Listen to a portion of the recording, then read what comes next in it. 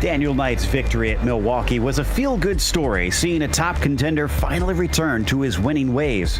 However, the curious nature of bonus points strangely left him only the second highest scorer last week. Who snatched the most points? Bradley Holly. No wonder he has so many championships. Everyone's going to have to try that little bit harder to stop him as we get ready to watch Round 6 of the PRL NASCAR Truck Series. And you'll see it all live here on the Global SimRacing channel. Hi, I'm Joe Peak, and with me in the booth is Chris Phoebe. Behind the scenes is our director, Sean Crackers Ambrose, and he's using cameras provided by Dougie Beard. USA Speedway has now been relegated to memories and the virtual world. Thankfully, this once active circuit is preserved in the land of iRacing. Let's head to our track guide to learn more.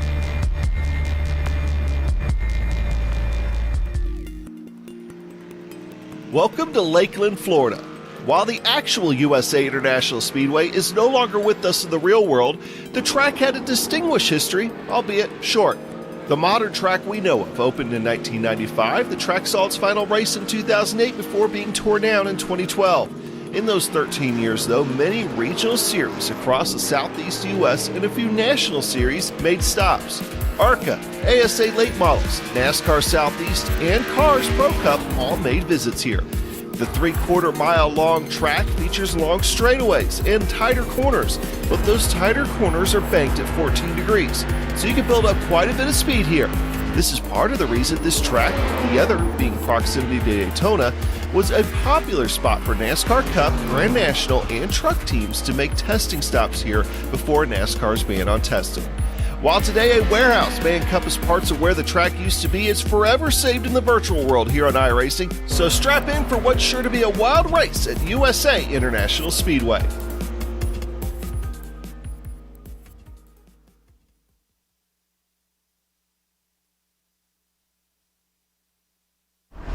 It's a track a lot of oval racers are familiar with, but what about how these trucks will be handling this place? Not a location, I have to admit, Chris, that I see this car show up a lot.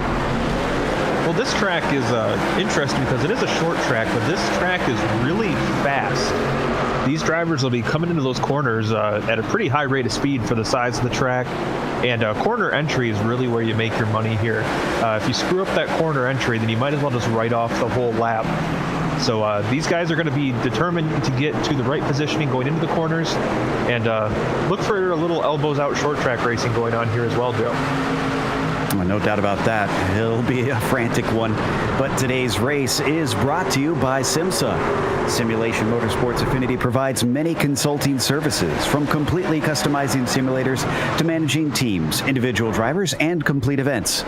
They're working hard to bring everyone together at one place to support and promote sim racing internationally. Find out how you can bridge the gap between virtual and real motorsports at SimMSA.net. The PRL NASCAR Truck Series is also brought to you by NinjaTrader, ready to compete against the financial markets, supporting over 60,000 users across the globe.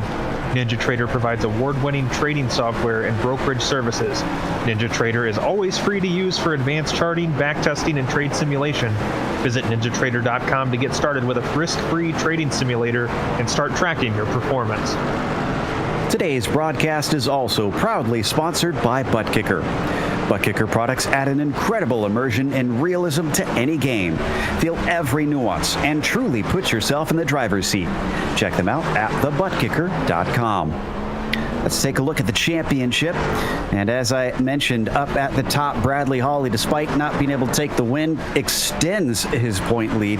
But it's over Abner Acosta, who has just been consistent as you like as the season has gone on. Thomas Sink as well. Not someone that we've been shouting about a whole bunch, but has been finishing up there and currently holds third, not too far ahead of the tie between Chatley and Daniel Knight. Knight having finally gotten a win and climbing well up the order. Mulrooney and Kalen also are tied in fifth. Mulrooney sporting quite a bit of iRating under his belt, so you'd almost have to wonder, when is he going to finally get that victory? What about the team's championship? Well, that What the Back Overdrive Racing Squad had a pretty solid run in our last event, helping them to extend their lead over the Back Row Racing team. Then it's a bit of a gap back to the battle for third. Riding Shotgun Rangers still holding a slight advantage over Car Ramrod in fourth. And don't forget about What a Back Next Level hanging out there in the fifth spot. And still plenty of time left in the season to run them down. In fact, it's the sixth race of the season that they are running today. 125 laps here. A lot more laps than what we saw in the previous 2 rounds, just because they go through them so quickly at this track. They do have 3 spare sets of tires, so they can change tires 3 times during this race. After that, they're out. It is a fixed setup, and they have an incident limit, a strict incident limit. There is no drive-through penalty. You hit 24, and you will be disqualified on the spot. We mentioned it's short track racing here today, so they will have to watch out for that. Too much beating and banging, and they'll find themselves immediately removed. Right now in the warm-up, I mentioned Mulrooney being very, very quick typically. Well, today he's quick as well. He's about 32 thousandths faster than Abner Acosta and holds the fastest lap in the warm-up. This onboard, though, that we're watching should give us a good feel for what it's like trying to work your way around here. This is Acosta right now in the number 5, continuing to try to improve and practice before we get to the qualifying session. At last lap, though, a 21.4 is almost a full second behind his quickest. I love this view here. You see that gap in the backstretch wall there. Don't be surprised if somebody gets caught out there and ends up catching that blunt part of the wall. Just not paying attention and trying to take a little bit of extra room going into turn 3. Certainly something to watch out for sure. And as we mentioned, this is also a circuit that sadly is no longer here. Unfortunately, there's just a handful of tracks on the iRacing that were scanned when they still existed and have been since torn down. So they act as a sort of preservation tool for racing history, for something that we can no longer go back to. And even though this is a specific snapshot in time, it's still very cool to know that this is exactly how it once was. So at least it exists in that way, and as long as someone holds on to that data, it will still exist, at least in some form. Yeah, that's one of the coolest things about iRacing, I think, is we can preserve these little snapshots of history. I mean, look at what they pulled off with North Wilkesboro here about a year ago now almost. I mean, it's just so cool that we can preserve these tracks that we might lose to time, or I mean, it's not cheap to run a racetrack, so some of these tracks just sit there and rot away, and at least if we can scan them into iRacing, then at least we have that memory to hang on to. Certainly. And this is a unique one, with it being not a half mile and not a 1 mile like we typically see, not even a 1.5 mile like we often see. The just 3/4 of a mile, and not a tri-oval shape either. It's the old traditional oval and a paperclip at that, as we ride on board with our championship leader here, Bradley Hawley, taking us around in that 184 off into the line. He's curiously 5th in the warm-up right now. Again, that doesn't mean a whole lot, so at least it's representative for him, but would have expected him to be a little closer, at least to the top time. Of course, they don't give any points for the fastest warm-up lap. They do give points for the pole position, so he'll probably want to try and pick that up once we wrap up these last 30 seconds. Yeah, definitely wants that point paying spot for a quick time. Honestly, I think that speaks a lot to just the growing quality in this field. I mean, you have Abner Acosta that's joined in the last couple seasons, Aaron Mulrooney that is just running so well, and Richard Regan Jr. is back in the field this week as well, and he's always a contender whenever he's around. Someone to watch out for, that 46. See Thomas Sink out here currently running 7th on the timing sheets. So if his consistency keeps him in the fray, maybe he could use the chaos of a short track to finally get himself a win this season. As We now switch over to the qualifying. It is a lone qualifying. Each driver gets the track to themselves, but they're all qualifying at the same time. So don't worry, we don't have to wait for all 27 some odd drivers to go out and put one in. And it looks like the number 2 going to be one of our first out there. Always throws me off. That is Mulrooney, but that is not the number that is showing up on our timing and scoring. You can see he's listed as the 14. So apologies if I ever accidentally referred him as the number 14, even though he is showing the 2 on his truck. Yeah, one of those fun little iRacing quirks where the paint scheme overrides what number is assigned to the truck. All right, he's on his first flying lap. Can he take that 6,000 I rating to the pole? I think he's going to be one of our first drivers to set a time, if not the first here tonight. Only 2 laps to get a quick one in. First one is going to be a 20.9, and indeed, that is the first marker on the board. Everybody else follows to see if they can top it. Nick Hunter will not. Patrick Cowgill will not.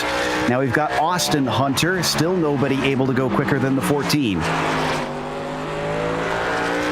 Looks like Patrick Cowgill clocking in on Colton Lane now, overtaking him for second fast so far.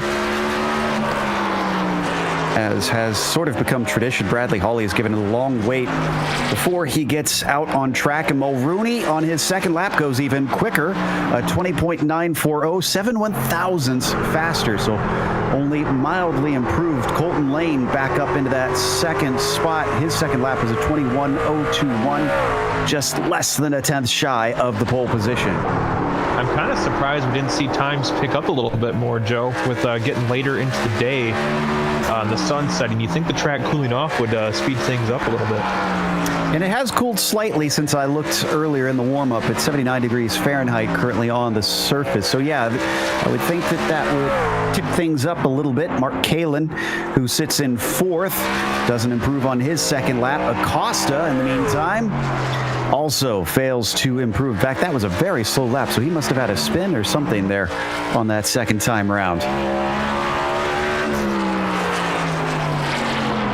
Of course, we got Danny Cervantes hauling the mail. Let's see if he can go quicker. Actually, no, that looks like that was his second lap. That is it for him. 6th place is as high as he will be. What about John LaBath?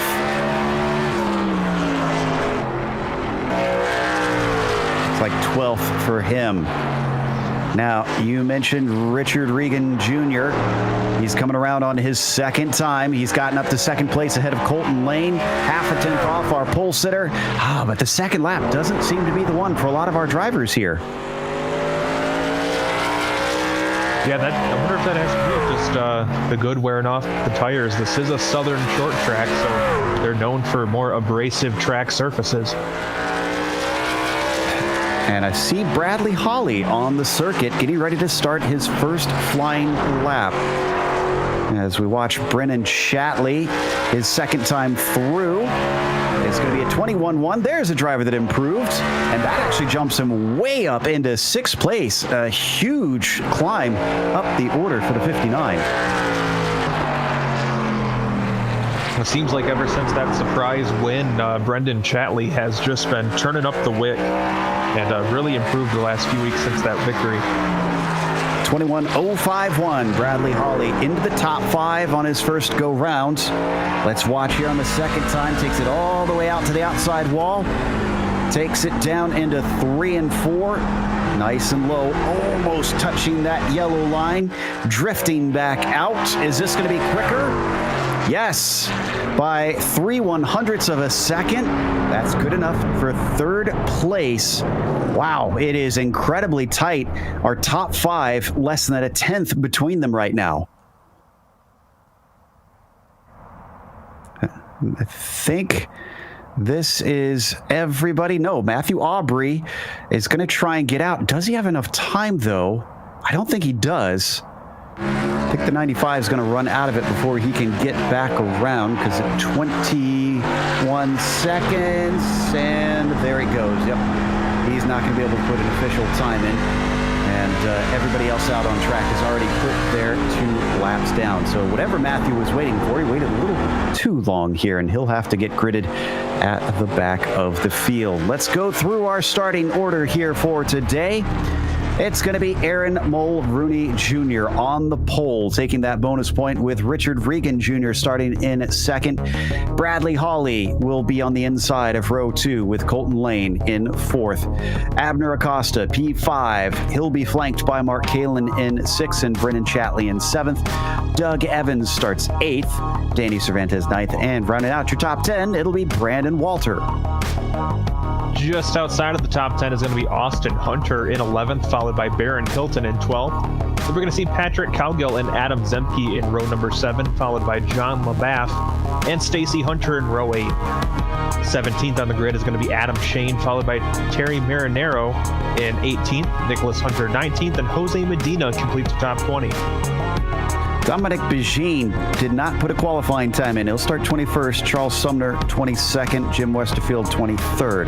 Then to his outside, it'll be Thomas Sink. He's got a long way to climb. It looks like he's got the speed, so a bad day for the 48. Brett Adams starts 25th, and then it's Matthew Aubrey in 26th.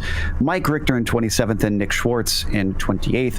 Kulhanek and Huff round out the field. Literally a third of the field did not put a time in. Not sure if that was intentional or if they just struggled to keep the car straight as they tried to put a time down. But regardless, we'll get going for 2 pace laps, and then we will be on our way under green here for 125 laps at USA Speedway.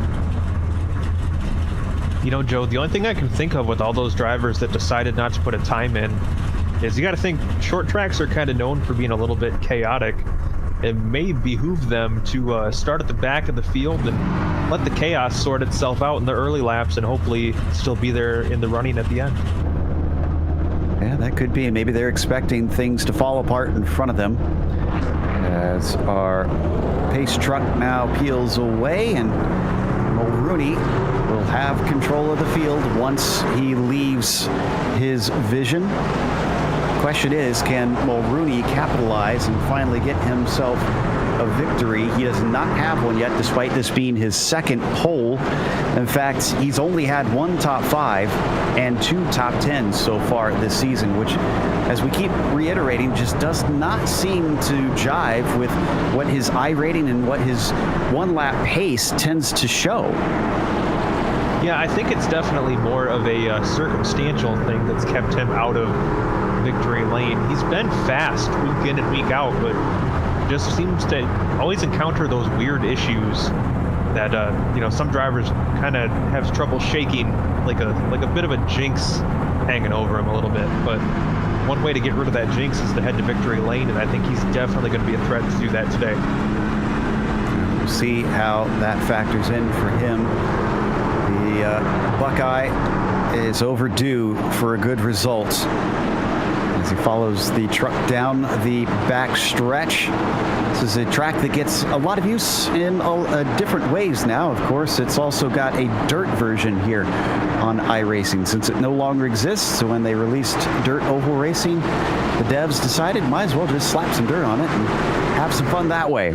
But we're about to have fun on the pavement, because the green flag is out and the number 2 is off, but it's not the greatest of starts, because to his outside, Richard Regan Jr. trying to challenge him down into 1 and 2. Bottom line seems to prevail, tries to slide up in front of him, just barely makes it, and I think I saw Colton Lane smacking the wall there. Yeah, Colton Lane pancaked the wall. He's given up a ton of spots now. Hopefully that truck's not hurt too bad, but he got into that outside retaining wall very hard. And he is definitely limping. He's already down to 28th. So, yeah, I think that did hurt the truck as he has lost quite an advantage there. Meanwhile, up at the front, Mulrooney ahead of Regan Jr. with Bradley Hawley in 3rd. And what a murderer's row of drivers. Ooh, looks like we got a caution on the field. I think that's John LaBaff in the 911. Let's see what happened here.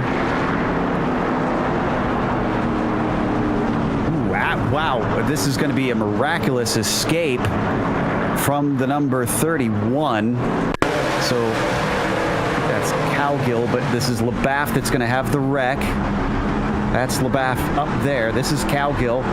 Oh, wow. And so Cowgill had a little bit of contact beforehand and then just barely avoided running into him.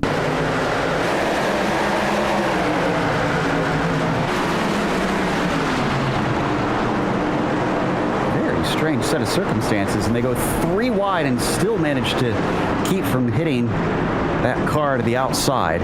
Now, do we have time potentially to try and assess what happened to Colton Lane, who's actually still running? It's the number 60. Let's try and check to see if he got some help or did he get loose or what?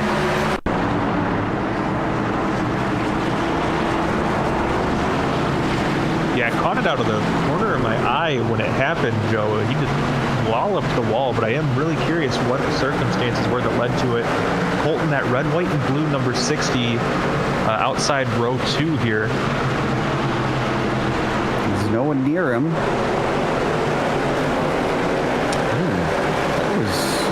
That was very weird. I mean, there might have been some ghost contact from Kalen, but the car just behaved so oddly there, almost like a hardware failure or something.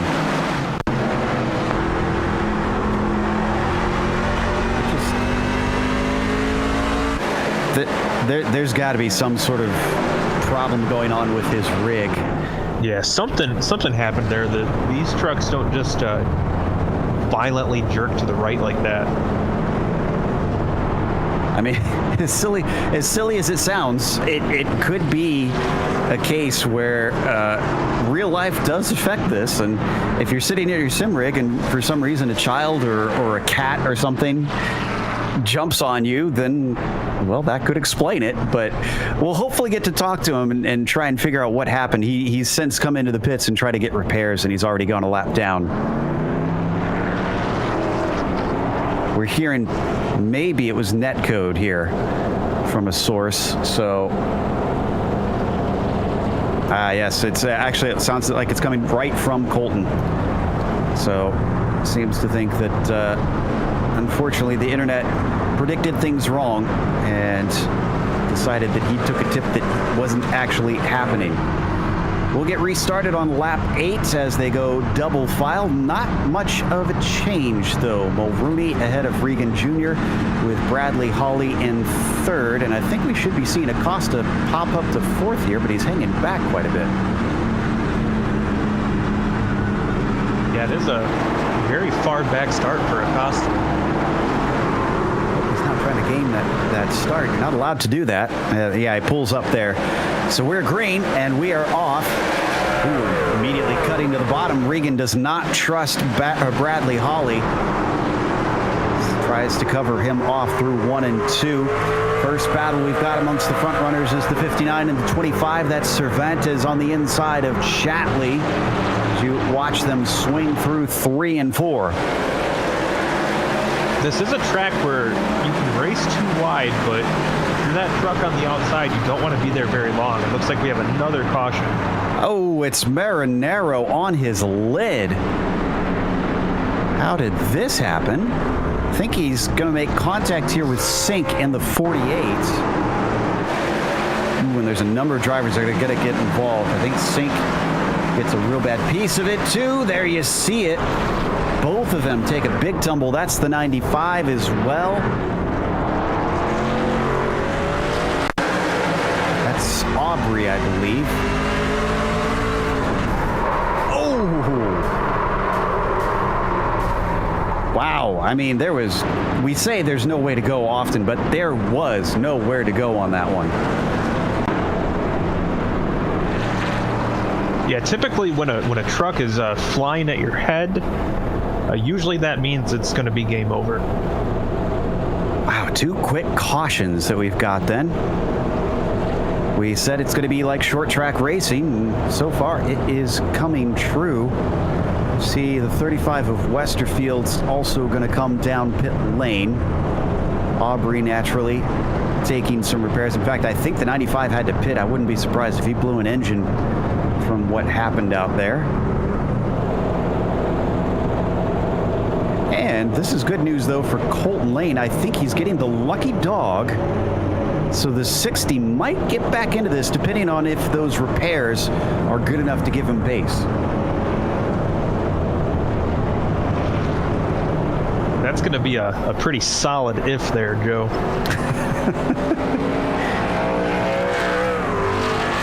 hopefully we can get some green flag running going. Yeah, that's the thing is, I mean, this track is such a racy track. I mean, you can really get at it, but you have to be able to keep racing for that to happen. Absolutely. As we are on board one of our ride-in shotgun cars here. This is Stacy Hunter getting lined up. Should get the one to go next time by.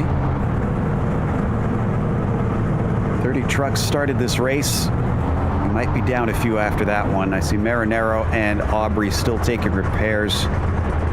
Sink might need to stay in there a while. One other car coming back out is Brett Adams in the number 23. And actually managed to stay on the lead lap, so it looks like he'll be able to retain that, but Sink will not. He unfortunately watches as the field streams on by. And that's such a tough break. Thomas is a very good driver and, you know, has been a championship contender in this series over years past. But man, this has just not been his year. It's literally had so much thrown at him. And unfortunately, it's keeping him out of the championship hunt. And unfortunately, keeping him out of victory lane, too. And we did not go double file this time. Looks like the lights are still on the pace truck, so we got to wait at least one more. But as you can tell, multiple drivers are attempting to get whatever repairs they can done in what little time they have, and then whipping it right back out, trying to see if they can hold on to that lead lap. Colton Lane was one of those. He returns to the track himself. Should be able to line up at the tail of the field, which is once again going to be led by Mulrooney. Regan last time cut down very quickly. Can he manage that again to keep the 184 from snatching second away from him?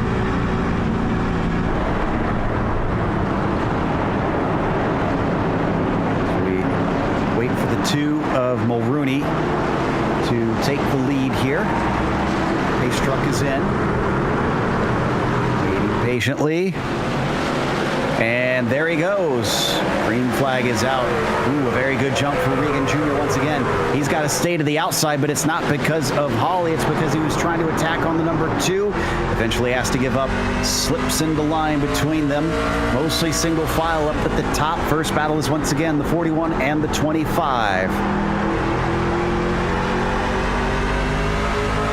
Look at him sawing away at that wheel. And I noticed from some of our onboards, I had forgotten how bumpy this track is in places, especially down the straights. Things just look like they're bouncing around. You know, it's funny because most of my experience on this track is behind the wheel of a street stock, which is vastly different to these NASCAR trucks. And I was really noticing it during practice. That exactly what you said. It's like a roller coaster going down that front stretch, Joe. They come off of 2 and onto the backstretch one more time. Mulrooney leads Regan, leads Holly. And Regan is all over the rear spoiler of the number 2. As we look over that rear spoiler now from Aaron Mulrooney. It seems like Regan wants to continue to apply the pressure here in hopes that he can elicit a mistake. It's definitely the easiest way to pass somebody is when they leave the door open for you to walk through. Can't quite hold on to it as he finally gives about a car length up to Aaron Mulrooney Jr. And then up ahead of them, that's Thomas Sink, who's back out.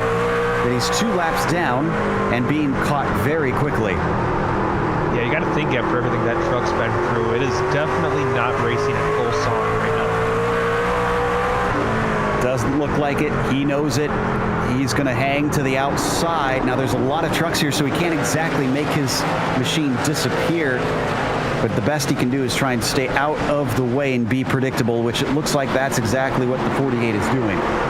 And that's such a terrible position to be in on short tracks like this. There's really no good spot to be out of the way, because even if you go high in the corner like Sink's been doing, once you get back to the straightaway, you're merging back together right in the racing line. So it's next to impossible to really truly stay out of the way when you're whipping around in a moving vehicle.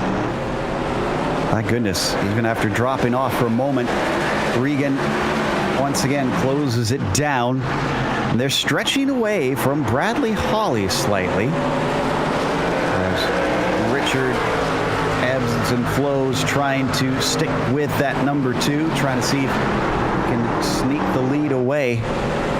Off onto the front stretch one more time. Not quite as close over this last lap.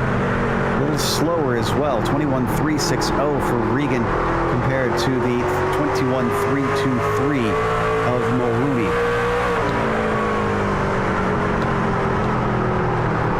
Yeah, it's you mentioned Holly and the gap that's going between him and the top 2. It's strange, Joe, because this whole race night, by his standards, Bradley Holly has looked unusually human tonight. But it looked a little bit human as well last week, I have to say. Giving up the win at Milwaukee, just not having the same pace that Knight did, eventually managing to overtake him. What if we could go back to John LaBaff? Remember, he was involved in that accident before. Well, he's still doing some side-by-side racing, and now is having to play defense because Jose Medina is down to his inside in the 24. Yeah, you can see that spoiler all jacked up in the air. That's probably not doing much for the handle on that truck. They're already coming up on the lap traffic of Sink, so we could have a 3-wide situation. Oh, is it? Nope, he's going to get boxed in. Great heads up there by Medina, picking the right line and managing to get himself 21st place with that one.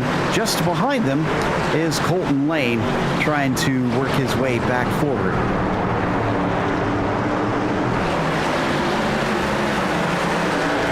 So we glance at our top 2. Regan not quite as close as we've seen him in previous laps, but definitely holding on.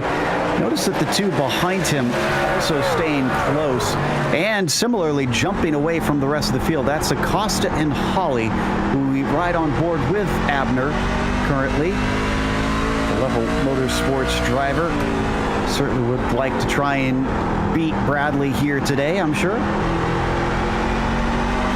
And Abner's looked really strong today as well. He was second quick in practice and has been very fast all race long, Joe.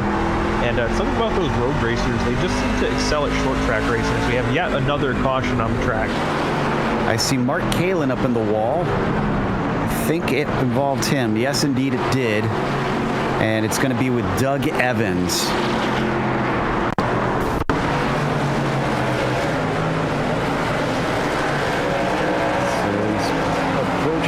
Out of turn 4. He's got to look to the inside. No overlap yet. Now he's going to dive it in, and unfortunately, looks like he probably gave him a big tip on the entry.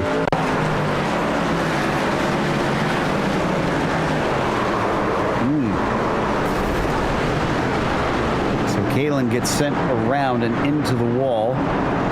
Truck doesn't look too badly damaged, but it sends him down to 17th with that incident. With 30 laps in the books now, it looks like we're going to see some people down taking tires. A lot of people feeling like 31 laps in is enough put on them. We finally got some green flag racing as well, but a lot of our top runners deciding to stay out and hold on to that rubber. Mulrooney, Regan, Hawley, Acosta, Cervantes, Walter, and Shane decide to stay out. First one out who pitted is not Patrick Cowgill. He stayed out too. Looks like Brennan Chatley. And this is sort of par for the course, I think. Remember, Brennan told us before, Chris, that he likes these alternate strategies because if he's going to win, he seems to think this is probably my best shot. Nothing wrong with playing a little strategery, trying to work your way up into the lead. It's paid off for him already this season. One win to his credit. So Brendan Chatley not afraid to play the oddball strategy, and it has worked in the past. Certainly, I think the mixed up decisions that we're seeing could leave us with some interesting racing, because most of the fields that stayed out are on 32 laps on those tires. There is one that has been in more recently. That is Patrick Cowgill, who's got 27 laps, we think, on the tires. Now, he may not have actually taken tires 27 laps ago, because I think he was one of the ones that had to come in for some repairs. So he may have elected to just top it up on fuel and not use up one of his sets. Yeah, that's one thing, is the limit on tire sets in a 125 lap race on a track like this. We saw it come into play a little bit last week at Milwaukee. We could see it happen again later on in this event, depending on how the cautions fall. Waiting for this caution to wrap up here. This is our third or fourth, actually, of the day. I want to say third, but I might be missing one in my count.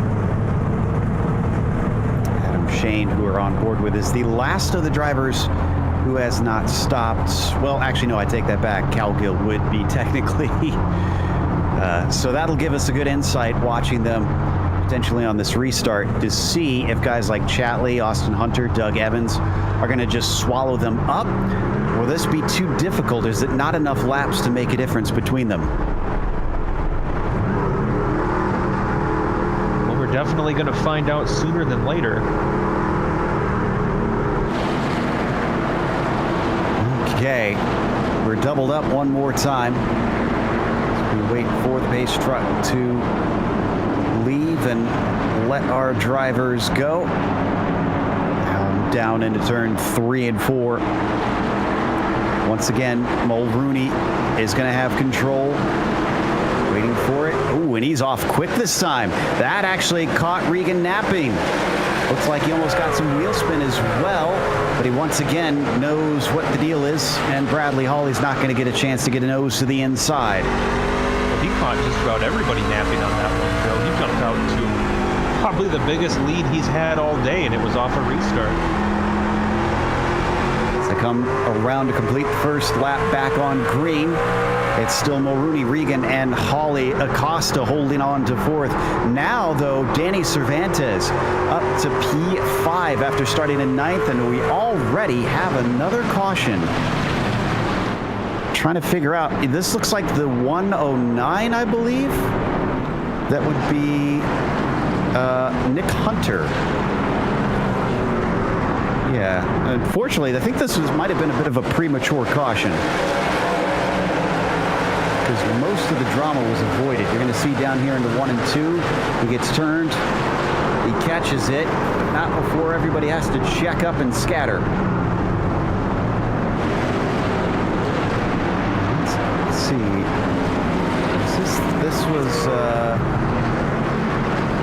This was Nick Schwartz that gets him here. Oh, this is Stacy Hunter. Oh, and a big shot to the rear. The tailgate's going to get a little crumpled. Hunter, unfortunately, just had the C's part, and there was a slow truck right in front of him. Yeah, the C's parted, but not parted enough.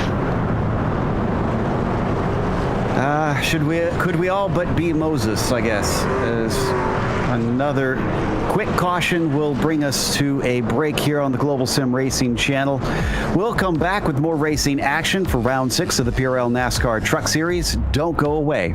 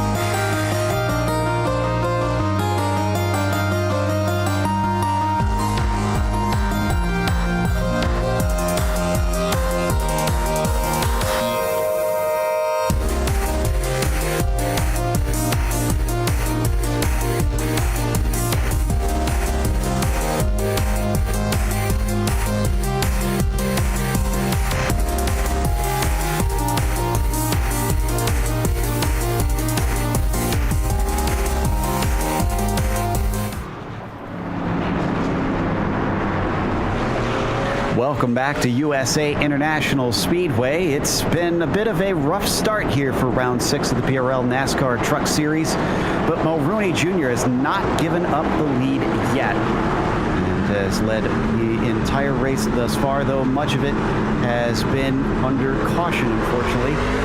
Green flag is back out, and Mulrooney is off. This time, though, we might have a swap for second because it looks like Bradley Hawley finally has the nose in that he's been trying to get after multiple restarts. Almost looking like they might bang doors. Hawley starts to lose it, rolls out of the throttle, and that will deny him. You got to think all of these front runners yet to take tires, so they're still on their original set of rubber, and that can sometimes lose grip once you have all these cautions and go through all those heat cycles. Danny Cervantes in the number 25 trying to challenge on Abner Acosta. His 4th and 5th place goes side by side, but Acosta stronger down into turn 3, and the 25 backs out of it. The highest driver on the fresh tires is Austin Hunter, who just spun it himself, and that's going to bring out the caution, the 312. Maybe didn't get him quite up to temperature instead.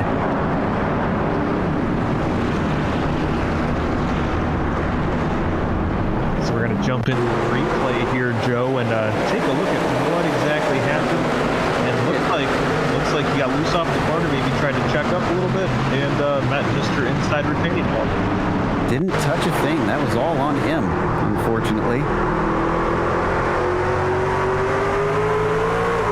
Oh, yeah, it started to wiggle.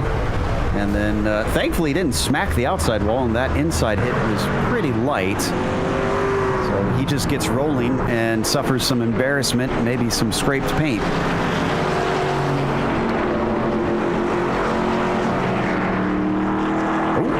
And I just went up to the leaders just now. We didn't see it on screen, but Mulrooney faked. Not seeing too many following him. Adam Shane is going in. He's one of the ones that has yet to pit, and that's going to change now. So reset his timing and scoring to this lap. Doesn't seem like too bad of a call, honestly. Get the fresh rubber now if we get any sort of run. I think we'll get going. Does that say Gargamel's? Wasn't he the guy from the Smurfs? Yeah. But this is... He wore black, and the Smurfs are blue, and this truck is red. I mean...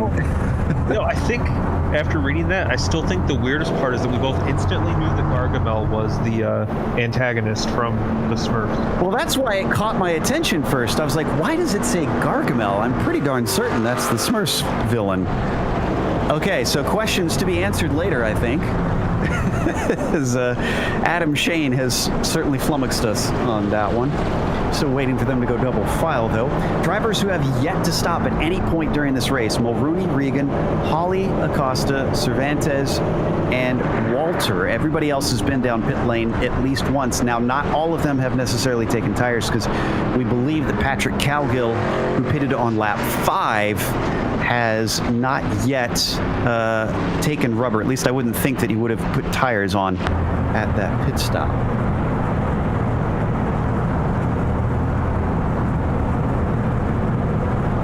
So we've had all variety of wrecks. We'd have drivers on their lid. We've had drivers that have run into one another. We've had drivers that have spun all completely on their own. We've had near misses. We've even had trucks flying through the air into other trucks. Exactly. So eventually we have to run out of ways, and they're going to start repeating. And at that point, you have to criticize them for being unoriginal. Yeah, you would hate to see what the Russian judge would say. Drivers still having to take some repairs are Terry Marinaro and Colton Lane, who's been in 7 times, has been trying desperately from his lap 1 incident to get the car into shape that he's happy with. And despite having to stop all these times, he's actually still on the lead lap. It's just the poor guy has had to do a lot to try and get something satisfactory from it. I think we're going to see the lights off this time. There we go. Indeed, we should be good to go. Still not even halfway on the laps counted. And we were thinking during the break that there is a possibility this one could wind up time. They get 1 hour to complete the 125 laps, and they've got 32 minutes left currently.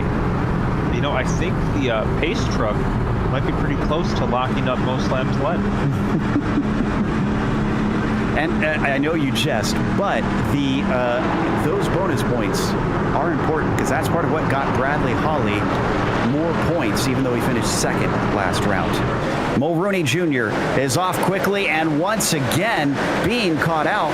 Bradley Holly manages to get a nose in on Richard Regan. This time he's much farther up alongside the number 46, who fights back, coming the long way around out of turn 2, down into 3. He still doesn't have it locked up. They fight on for that second position, but it's a long way around the outside. He's going to get a shove as they come together. That's going to separate them. Bradley Holly takes second. Third goes to Regan.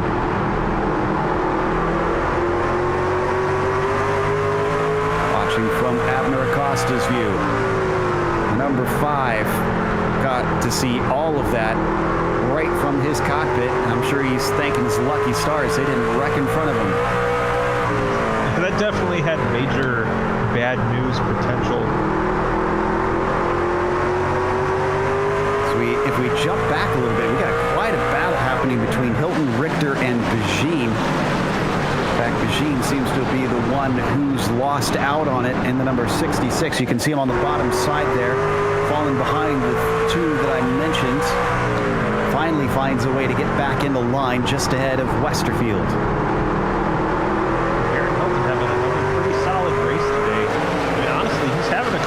Season this year. Oh, and of course, as I say that, commentator's curse, he backs it into the wall. Oh, and more cars get into it. That's Hilton in the 47. I believe Shelby Huff in the 11 involved.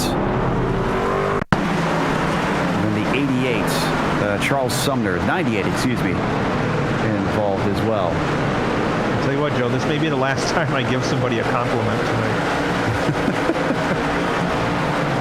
I think he had some help. Yeah, he got a little bit of a tip. It was a very light tip from Dominic Bajin. Now, the 11 was a long ways back here. I would have thought that he'd seen this coming. He blows the engine with this. He sees the smoke. Oh. Well, he zigged when he was supposed to zag there, Joe. As a famous man once said, you chose poorly. 11, you can see him on pit lane, trying to wait for that thing to get repaired. Though, as I mentioned, he blew the engine with that, so it's probably going to be at least a half an hour before we see him back on track. You know, on the plus side, if we do get close to that time limit, he might have a shot. Yeah. Yeah, because it's just 29 minutes left to go now, and we're not even at halfway, so they have to pick up the pace. If they keep this up with the cautions, they are going to find themselves running out the clock. The last time they did that was at another short track, Myrtle Beach, a little bit shorter of a track at half a mile. But, man, it is unfortunately looking eerily similar at the moment.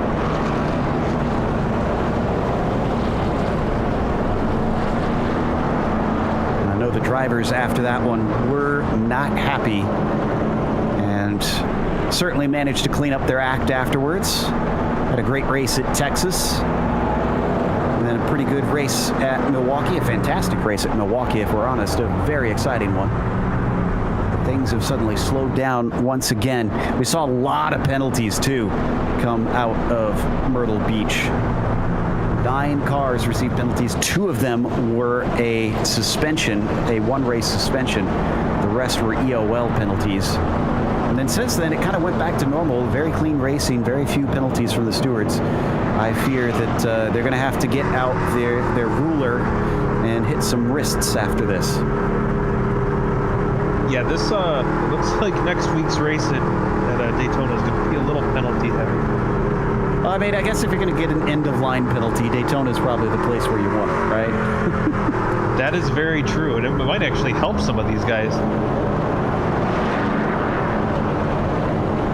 Man, can we get some green flag laps. This is still waiting on a number of cars to come into pit lane. Mulrooney, Regan, and Acosta, the last ones.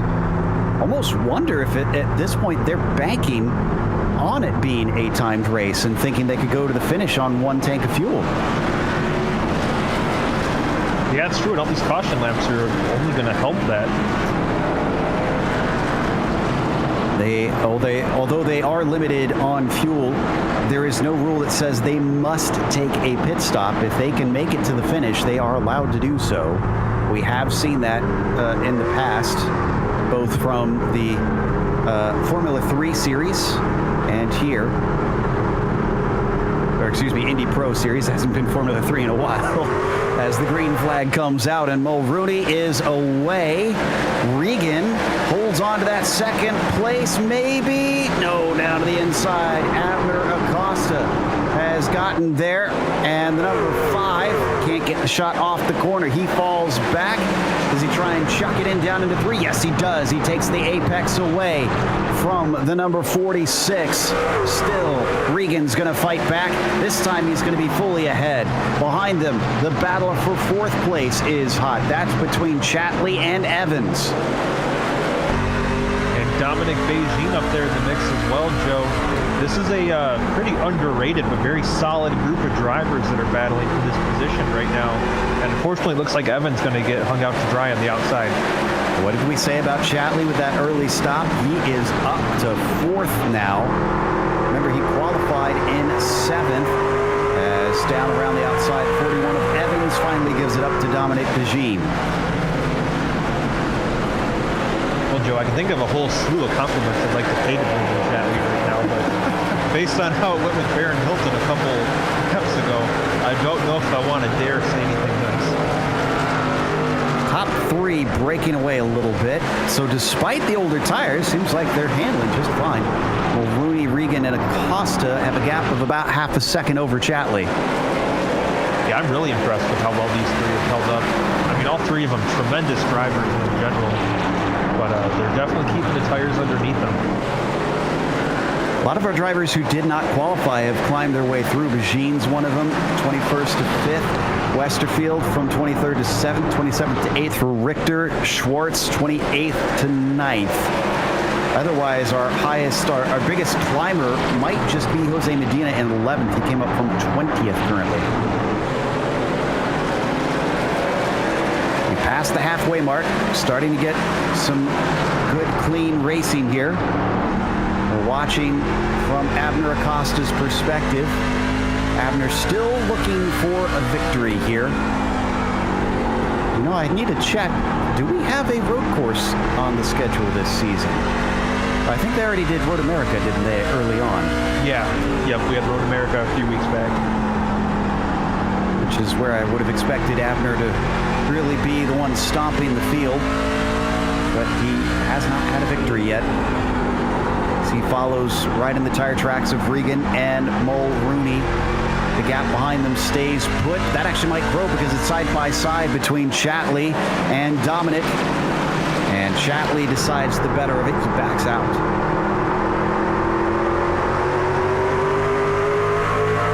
Sometimes discretion is the better part of valor, as lets Dominic Beijing go. And, Chatley can also stay back and maybe save those tires a little bit too.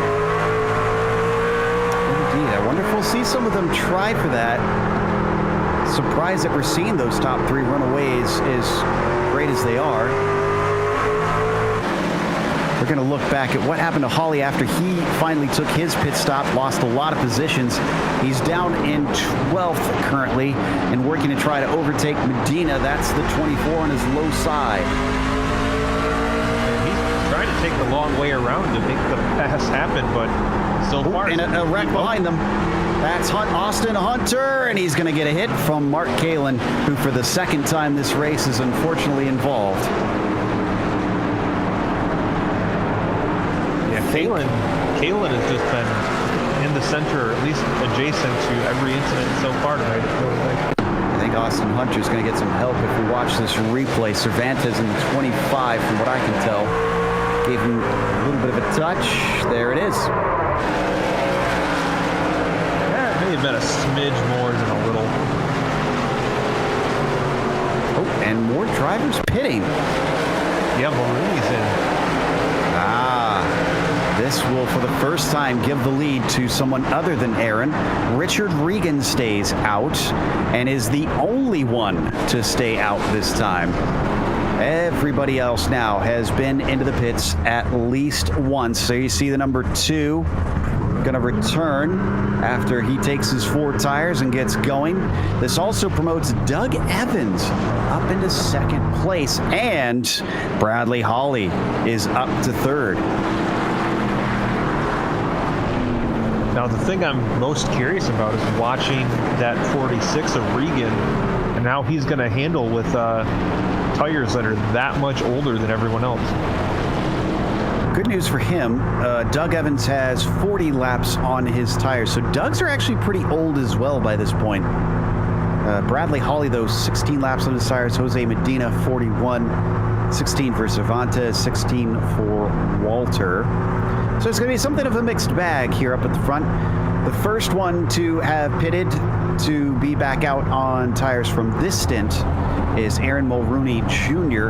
He'll restart from 11th, so outside of the 4th row.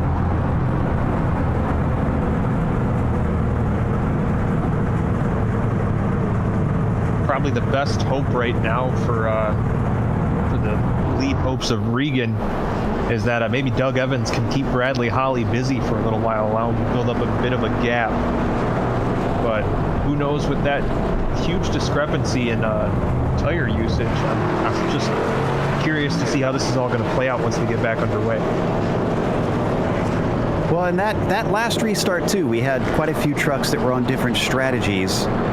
But it didn't seem like many of them were just screaming through the field and flying up the order. But they were at least taking some spots. So it's still, to me, a big toss-up on if it's the right idea to try and get that fresh rubber, or if track position is king today. Yeah, I mean, between that and all the cautions, I'd like to say that there's a strategy that makes sense, but if there is, I certainly have not figured it out yet. Well, thankfully for us, we get to speculate up here, and the crew chiefs and drivers all have to rack their brains to figure out what is the best way to victory lane. We are now going to go double file. Hopefully we can go all the way until the end and stay green and see victory lane all that much sooner, because we're down to 19 minutes left on the clock with roughly 50 laps to go, it looks like.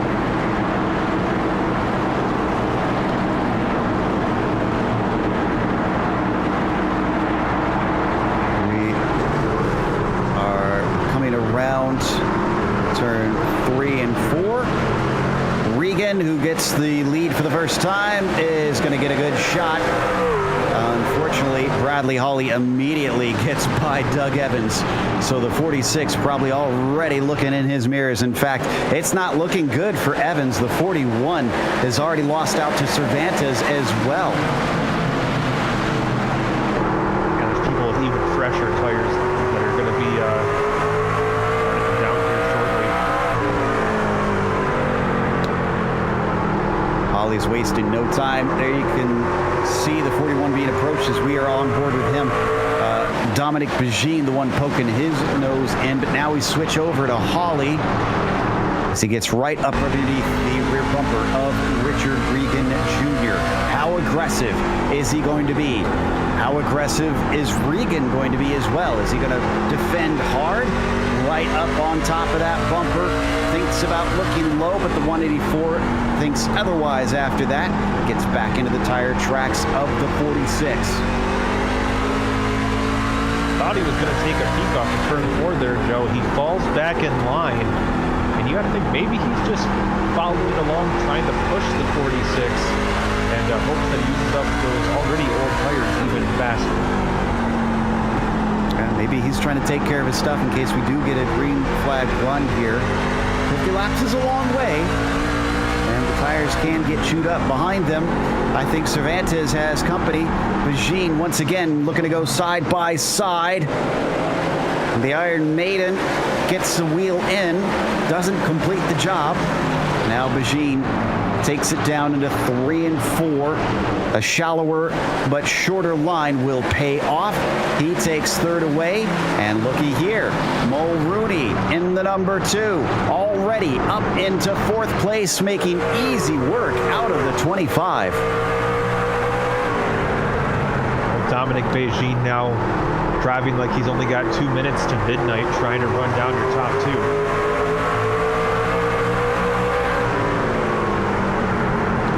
Come down. Oh, and things are getting very tight between our top 4. My goodness.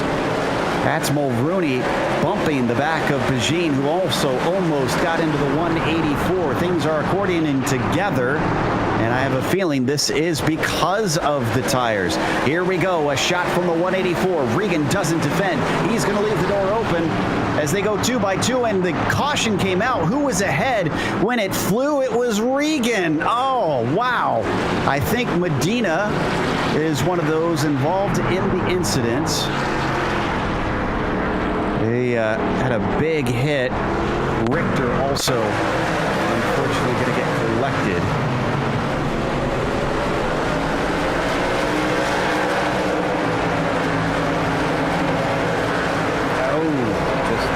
Off the corner, and Richter was there.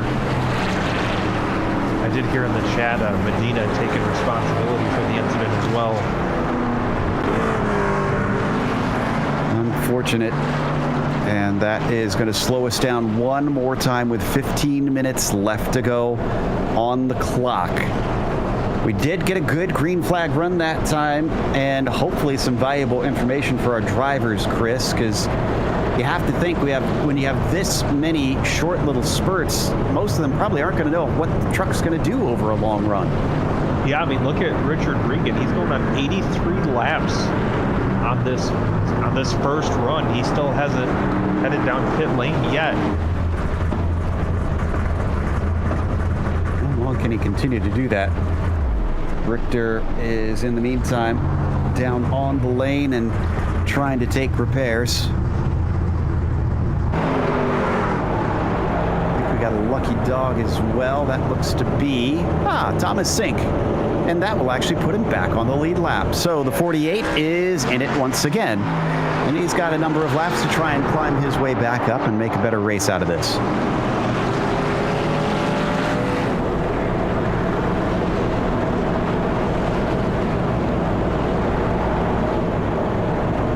If we could get another run like that, we might actually do it. That was about 20 laps, I want to say, that we went. That would take us to just about 20 to go.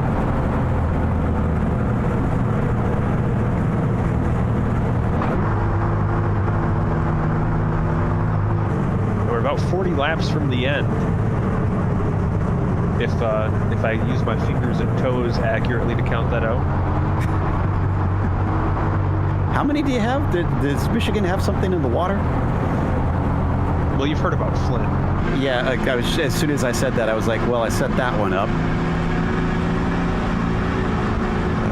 We're still waiting to go double file here. There's still a lot of trucks that are trying to take repairs. Medina, obviously, one of those. Brett Adams has been in for about 5 minutes.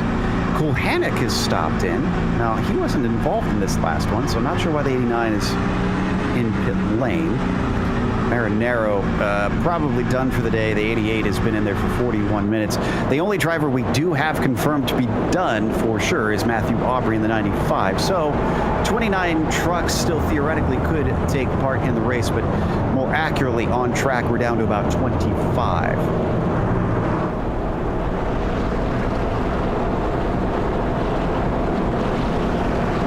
I think it looks like lights out this time by USA International Speedway is one we don't see a whole lot with the trucks, both here on the channel and with racing on the sim in general. And it's starting to become obvious why. It might be a free track, but it seems like the racing here has not been the greatest we've seen. Yeah, just unfortunately short track racing can be a lot more take than give. And we're seeing a little bit of that here patience needs to be displayed. Regan is off. Holly doesn't get the jump, although Holly might have trouble because Bijin is thinking about it down the inside. No, he's able to shut the door. Oh, but he gets into the back of him. Holly starts to go around. He catches it, and they keep it going. No caution. This gives Regan a free pass. He is suddenly flying away, and I think Brennan Chatley as well had to check up with the chain reaction in front of him. Yeah, this is exactly what Richard Regan Jr. wanted to happen. That was absolutely bizarre, and it was not the chain reaction. Chatley just got tipped to the side by Mulrooney, who's trying to find clear track. Bizarre set of incidents, and a second gap between Regan and Holly as they come around to start lap 89. Will Holly's fresh tires be enough to run that back down? We're going to ride with him.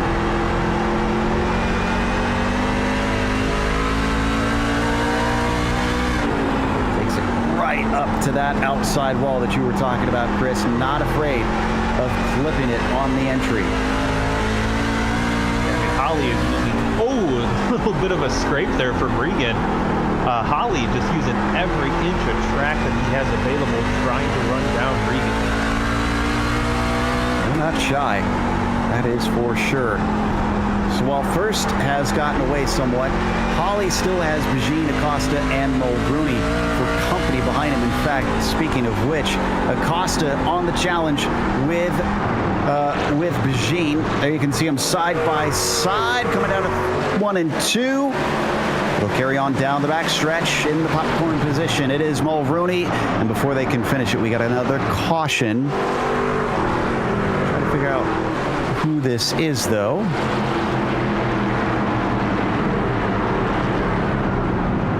I think, is it Mark Kalin again? I think it is Mark Kalin again. Oh, no. I mean, the way tonight's gone, it's pretty safe to bet if something happens, Kalin's adjacent. Here's the 62. He's going to just get pinched right there. That was Nick Hunter to his outside, and then Colton Lane to his inside. Just when you get that 3-into-1 situation, eventually something's got to give. Yeah, unfortunately, the thing that gave was Mark Kalin's race. Yeah, not the way that he wanted this one to play out. Now, it didn't seem like he hit too terribly hard, so I think he's going to be able to continue, but he's going to stop into pit lane. We are under 10 minutes to go. We are doing about a third of a minute per lap. So we're looking at 60, let's see, I'm doing math. I know this is dangerous and I shouldn't do this. We always say we shouldn't, but we wind up doing it anyways. So they can get about 3 laps a minute. So 30 laps. Ooh, I think they might already be out of time here. Did you calculate that in metric or English? It was, I believe that was in Smurf units. Yes, Smurf units. You know, 1 Smurf, 2 Smurf, 3 Smurf. Anyways, as we wait for it to once again go green, we had so many trucks on the lead lap for quite a while, and now suddenly they're just dropping like flies. We're down 20 of them still going. Thomas Sink appears to be the last one. Nope, I take that back. Mike Richter is going to be able to get back out. Can we get a view of the back of Mike Richter's 51 truck, though? This is, I don't think, regulation for the tailgate of that Ford. There it is. Take just a 2x4 and thwack that thing or something. That is quite the indent. I tell you what, though, that truck looks thick. I'm sure the kids are loving that reference there, Chris. I was really pushing the limits of what I could get away with saying on the air in that situation. I think you're safe on that one, to be honest. As we come back around. Yeah, I just don't see us coming to the full 125 laps here today. We're now less than 8 minutes to go, and we're finally going double file. We've got 30 laps to go now this lap, so they don't seem to have enough time left. It's basically, I guess, get to the front now, because we've had so many cautions. Richard Regan, who has yet to stop, seems to have actually made the right call. Yeah, if you told me at the start of this race, going 96 laps without pitting would be the smart move, I would have told you were crazy. Well, weird things can sometimes happen on short tracks, and as the green flag waves, Regan gets a good shot. The last time, remember, he was helped because Holly got tipped. This time, doesn't look like he'll have the same luck as they come around to the back stretch. It is now a straight fight between Holly and Regan. Behind them, it's also a side-by-side battle between the 66 and the 5, as Acosta has the shorter line. He might be able to complete the pass here. He's still working on it, though. Now Regan is going to want to cling to that yellow line through the corners like his life depends on it. Can't open the door at any point. Acosta gets the spot into third. Bajin, though, with Mulrooney down to his inside, is finding himself offline, and unfortunately going to have to give away 2 spots. They almost came together on the entry down into 1 and 2. And he slides up, finds an opening. Mulrooney finally back up towards the front, but our pole sitter still is not in position to win. This is what we were talking about earlier with Mulrooney. He has been, hands down, probably the fastest truck out there today, but just the strategy plays out in a way that keeps him from victory. He's definitely has the ability, and just for whatever reason can't get the whole race put together. Would you like a wild card? Though that's a wild card. A nearly spinning Bradley Hawley, a rare mistake from the 184, and we got a caution. He might have lost that second place. It was Adam Shane in the 65 who brought it out. This was a lone car spin as well.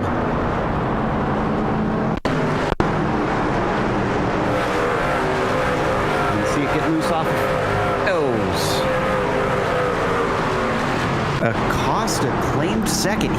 The timing was perfect. Now, he was looking like he should have been able to challenge and take it away. But they see another look at the 65, just barely tapping the left-hand side. Well, let's look at Holly's mistake one more time. This is very similar to what happened to Shane, honestly. I think it'll be the next time around. It'll be coming off of 4.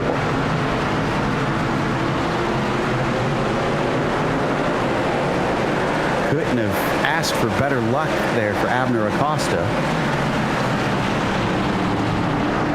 Right here. Did he touch the apron maybe on the way out? He definitely did something to upset that truck. Yeah, and that just allowed Abner to stick his nose in, and suddenly he was saved by the bell. So he'll be up in second place, but that hasn't always proved to be a great place to restart. But could we see Abner instead take his first victory this season? That will be a special moment for him, I'm sure. We keep saying how, he's come over from the roadside and whatnot, but like you said, he's been here for a few seasons, and my goodness, he is skilled on the oval side. We need to stop saying that he's a road guy out here. He's proved himself, because right now he's knocking on the door of a potential win. Oh, definitely. He's taken to this like a duck to water. I mean, he was collecting victories within his first handful of races in the series, Joe. I mean, Abner, yes, he does come from the road racing side of iRacing, but overall, he is just a great driver. But how many laps are they going to get? We're on 104, and with 3 minutes left, it is absolutely for sure that we will not be going the full length. It is a timed race at this point. It might only be about a lap or two, to be honest. Because even if we go 2 by 2 this time by, we'll get just about a minute, I think. Yeah, 2 minutes left, I think. If we go green, no. We're going to stay single file. Which means we will have roughly, just over a minute to go when we go back to green here. Can Regan hold on for 3 laps or change? Yeah, there's just so much that could happen once we go back to green. And keeping in mind how little time we actually have left as well. I mean, there's possibilities are endless right now, Jim. If they get a caution, that'll end it as well. That will be no more of the racing, at least for round 6. So Regan's probably one of the few that actually wants to see a caution here at the end, just so that he can cruise home to a victory. But as they finally go double file, you've got Acosta up to his outside, hungry for his first win. Holly, who is always a dominating force. And then Mulrooney, also looking for a first win. The fastest car in qualifying. Could he maybe sneak up from 4th on the grid? So many quick drivers up towards the top that could manage to be sneaky here. And he goes immediately. Green flag is out, wasting no time. Richard Regan tries to pull himself as much of a gap as possible, and then it's over. A caution is out, and it's Adam Shane. And once again, he spun it off the corner. Those tires appear to be no good on the 65, as they were made of nothing but butter. So it looks like the Smurfs are going to get their revenge on Gargamel today. Unfortunately, he comes off of it. That there was no touch from behind for the 65. That was just all on his own. And he immediately takes a tow. Perhaps more out of embarrassment, I'm afraid.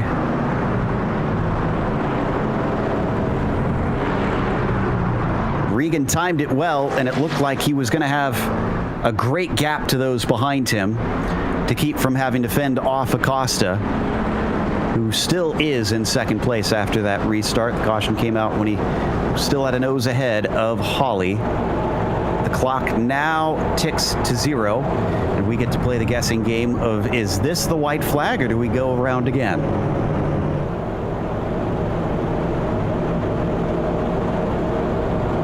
We're being told white flag by our timing and scoring. That is not always reliable in these odd situations. This is always the fun part, Joe. I mean, nobody has any idea what's going to happen. We're all depending on technology to tell us.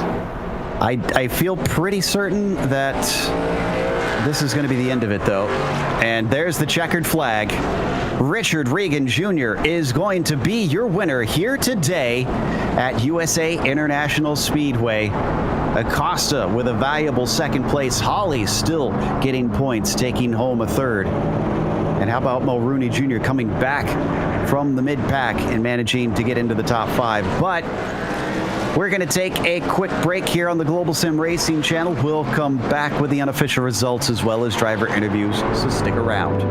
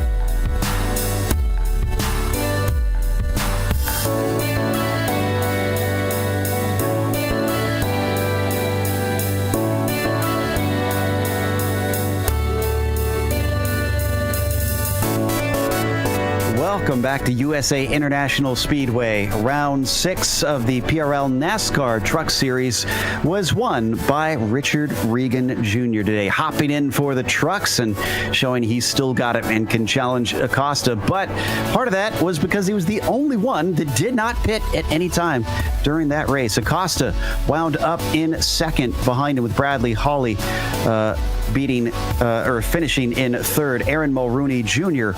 took fourth despite being on the pole, still looking for that first win. Dominic Pagine was P5 despite not qualifying today. Patrick Cowgill was sixth, and Brennan Chatley was P7. Adam Zemke, P8 for him. You've got Brandon Walter in ninth, and Jim Westerfield finishing 10th. Just outside of the top 10 was Danny Cervantes in 11th, followed by Doug Evans, who was up in the mix there at one point towards the end of the race. Colton Lane makes a huge recovery from a lap 1 contact with the wall to come back in 13th. Austin Hunter recovers from a spin to come home in 14th. Then Nicholas Schwartz, a nice quiet 15th place run, followed by Nicholas Hunter, Mike Richter, John LaBaff, Stacy Hunter, and Thomas Sink completing the top 20. Mark Kalin was 21st with Baron Hilton in 22nd. He's the first car a lap down. Adam Shane, 4 laps down, finished 23rd after his incident at the very end. Jose Medina got back out after lengthy repairs, finished 24th, but many laps down. Sumner, same thing, 25th. Kulhanek, Adams, Huff, Marinero, and Aubrey were DNFs today. Looks like we've got our winner with us, Richard Regan Jr. Richard, welcome back to Victory Lane. And it seems a no-stopper was the correct call today. Yeah, I got lucky. I didn't want to pit with everybody else the first time, just because I didn't want to get so far back in traffic. And then when Aaron pit, I figured a few more people would have stayed out, but once we got some runs on those tires, it equalized me out a little bit, and as long as I got a good restart, we were fine. If we didn't get that caution at the end, you would have had about what we estimate to be 3 or 4 laps under green before the time finally ran out. Do you think you could have held off both Acosta and Hawley if that was the case? Sure. The run prior to that, I was holding my own pretty good with Brad. I don't know if he was saving a little bit for the end to make that final move or not, but I definitely think I would have been fine. I got a really good restart there, so yeah, I think we would have been fine. I don't think you were with us for the Myrtle Beach race, but this one had some similar vibes to that, unfortunately, with just a lot of cautions. Seems like short tracks are difficult here on the PRL NASCAR Truck Series. So any advice for drivers on what you guys can do to maybe help get a little bit more green flag running? Yeah, it's difficult because everyone breaks at different points, and a lot of people they'll run practice by themselves, and they get used to their braking marks. But when you're in a race, especially like even third row on back, you got to really back up your corner because everyone's gonna be checking up in front of you early, so they don't run into them, and it's just an accordion effect. So I just think that people are a little bit more patient. We definitely had a lot more green flag running. So we were saying that, of course, in the broadcast, patience is key. Again, congratulations on another win. And is there anybody you'd like to thank? Yeah, my crew chief, James O'Brien, everybody at Team Hype, Private Label, Ethica, Ty Stover, Tommy Milner, who got P2 at the Rolex 24 this past weekend. I don't know if I said Ethica, Private Label, Oculus Glasses, Neonism. Need a paint, go to facebook.com/Neonism. Tell them the PRL sent you. Susan G. Komen, Multiple Sclerosis Society. Brandon Walter, even though he's not my teammate on Wednesday nights, he is on Sunday nights. Everyone that watches. Well, thanks for joining us. That was Richard Regan, our winner here today. And Chris has caught up with Abner Acosta, who took second. Well, Abner, some great battles you had out there today, especially a couple opportune cautions that allowed you to stay ahead of the 184. Can you tell us about your race? Yeah, good evening, guys. Yeah, it was a decent race. There were a lot of yellows, so strategy didn't really pay off, I guess. But the track was very slippery, at least for me, very loose. very scary on some turns and very hard to pass. So strategy played a big factor, and was hoping the tires would pay off at the end, but they didn't. Now, do you think if you had a couple more laps and you got a shot at Richard, do you think you could have done something with him? Yeah, I think me and Bradley were right there. I think definitely if we would have went the distance, I think we would have caught him and probably passed him. All right, Abner. And anybody you want to thank that helped make your race possible tonight? Yeah, I want to thank GSRC for broadcasting, PRL for hosting the league, and everybody else for watching. Thank you, guys. All right, that's Abner Acosta, our second place finisher tonight. Back to you, Joe. Yep, we've got Bradley Holly here, our third place finisher. Brad, you were very close, but it seemed like at the end things got a little frisky out on track, and that may have cost you a second place. Oh, yeah. I'm not exactly happy about it, but I mean, it is what it is for now, and we'll just have to go on to next week. With all the crazy pit strategies going on, I mean, your thoughts on yours, and what was your reasoning for why you pitted when you did? Just to try to have fresher tires. I mean, with the amount of ridiculous amount of cautions that came out tonight, I mean, we could have just stayed out the entire race like Richard did and been fine. But at the same time, I felt like tires were more important. Now, I'll have to check and see if you also managed to get a bunch of bonus points this one. I don't know if you noticed, you got more points last week despite not taking the win. I mean, how do you manage these things? That is just incredible, sir. Sometimes I don't know. I just try to keep myself where I need to be and be in contention. Be in contention sounds like exactly what everybody's trying to do. And, well, the 184 on the podium, anybody you want to thank for being able to spray the champagne? Yeah, I'd like to thank the Waterbeck guys practicing with me week in and week out. You guys for broadcasting us every week, and North Star Title and the PRL. That was Bradley Holly with third today. And we're going to close out ourselves with a big thank you to our sponsors, of course, Simulation Motorsports Affinity, which is better known as SimMSA, can be found at SimMSA.net. And then, of course, a longtime sponsor of the series, NinjaTrader, can be found at NinjaTrader.com. And finally, for those with a sim rig that want to fancy it up, go check out thebuttkicker.com for all kinds of cool products to help make it all the more interesting. Big thanks to the companies that provide the software and the hardware for our broadcast listed here on your screen, and additional thanks to June Lalonde, who provides our wonderful music. See the screen try to get a hold of more of her great work. Thanks to the team today, Sean, Chris, and Dougie. If you'd like to find out more about GSRC, including upcoming races, you can find it at globalsimracingchannel.com. Also, check out our social media, which includes Twitter at GSR Channel, Facebook at Global Sim Racing Channel, and Instagram at GSRC_Graham. Don't forget to head on over to our YouTube page and hit that big red subscribe button as well, so you don't miss a moment here on GSRC. Next race, as we mentioned, is going to be at Daytona. That'll be Wednesday, February 10th at 9 p.m. Eastern. But we have upcoming races for other series listed on the screen, so check those out and mark them down on your calendar. Until next time, though, race clean, race hard. We'll see you on the track.